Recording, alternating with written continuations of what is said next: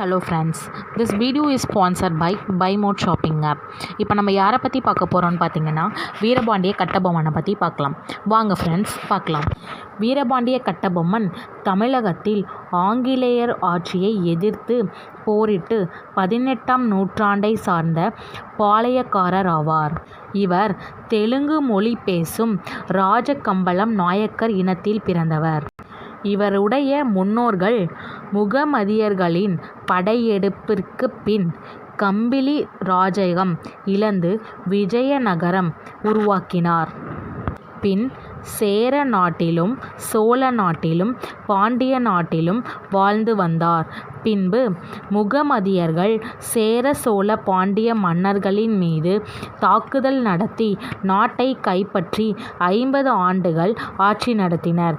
பாண்டிய நாட்டில் கோவில்கள் இழக்கப்பட்டது. மதுரை மீனாட்சியம்மன் கோவில் அடைகாக்கப்பட்டன. விஜயநகர பேரரசின் படைகள் வந்து அவர்கள் 3 நாட்டையும் கைப்பற்றினர். பின்பு பாஞ்சாலங்குறிச்சியை ஆண்ட பாண்டிய மன்னன் வீரபாண்டிய கட்டபொம்மு முன்னோர்களின் வீரத்தை போற்றி பாஞ்சாலங்குறிச்சியை பரிசாக வழங்கினார்.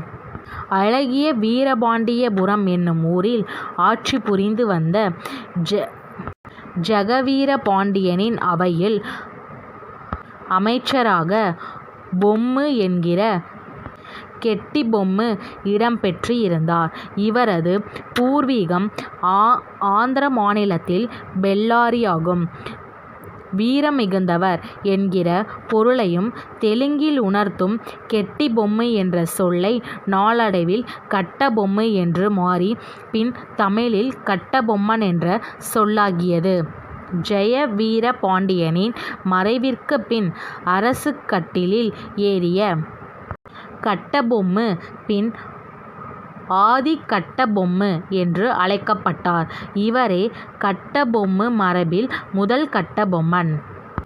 பொம்மு மரபில் வந்த ஜெகவீர கட்டபொம்மன் ஆறுமுகத்தம்மாள் தம்பதியரின் புதல்வரே வீரபாண்டியன் என்றும் இயற்பெயர் கொண்ட வீரபாண்டிய கட்டபொம்மன் ஆவார். நாயக்கவச ஆட்சியில் தொடர்ந்து வருவதால் பொம்மு நாயக்கர் என்று மக்களால் அழைக்கப்பட்டார். ஜனவரி 3, 1760 அன்று பாஞ்சாலங்குறிச்சியில் பிறந்தார். பிப்ரவரி 2, 1790 அன்று 47வது பாளையக்காரராக பொறுப்பேற்றார்.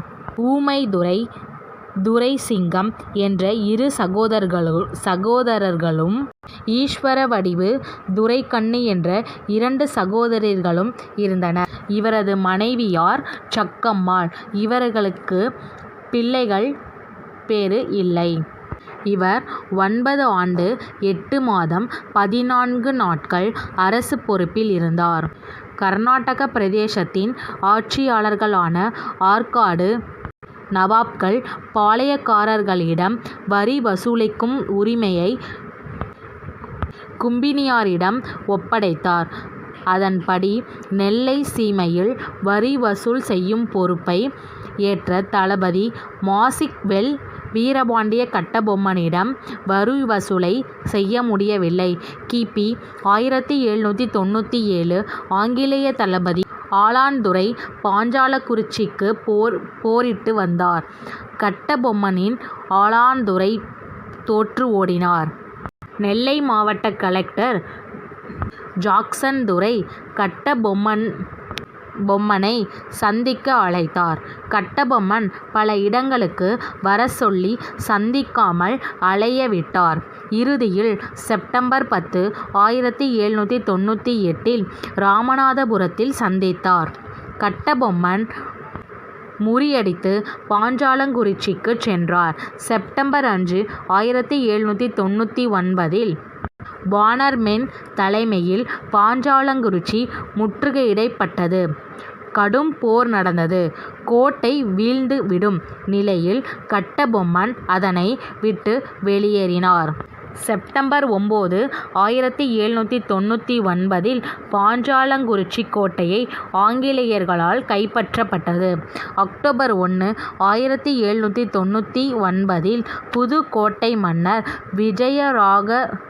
விஜய ரகுநாத தொண்டைமான் அவர்களால் கட்டபொம்மன் கைது செய்யப்பட்டு கும்பினியாரிடம் ஒப்படைக்கப்பட்டார். அக்டோபர் 16, 1798 ஆங்கிலேய தளபதி பேனர்மேன் ஆணைப்படி கயத்தாற்றில் தூக்கிவிடப்பட்டு கொலை செய்யப்பட்டார். கட்டபொம்மன் மற்றும் ஊமைதுரை பற்றிய நினைவு புகைப்பட கண்காட்சியுடன் நினைவு மணிமண்டபம் ஒன்று கட்டப்பட்டு வருகிறது. இப்போ நம்ம வீரபாண்டிய கட்டபொம்மன் அவர்களோட வீரத்தை பற்றி பார்த்தோம். Thank you friends.